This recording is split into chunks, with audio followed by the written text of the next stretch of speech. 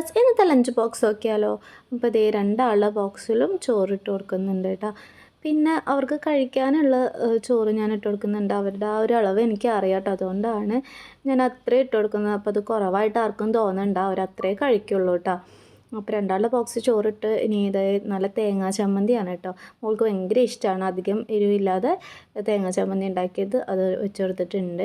പിന്നെ ഞങ്ങളിതിനെ ഉണക്കപ്പയർ എന്ന് പറയട്ടോ, ഉണക്കപ്പയർ ഉപ്പേരി വെച്ചിട്ടുണ്ട്.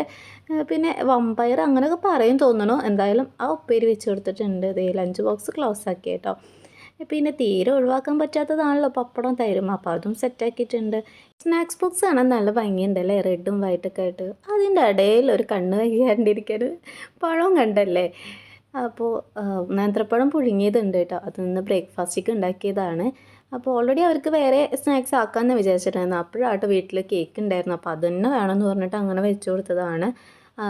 അതൊന്നും സ്കൂൾ അലൗഡ് അല്ല, എന്നാലും അവരുടെ നിർബന്ധപ്രകാരം ഞാനിന്ന് അത് വെച്ച് കൊടുത്തു കേട്ടോ. അത് കഴിക്കാനായിട്ടൊരു സ്പൂണും വെച്ച് കൊടുത്തിട്ടുണ്ട്. അപ്പോൾ ലൈക്ക് ചെയ്യാം കേട്ടോ.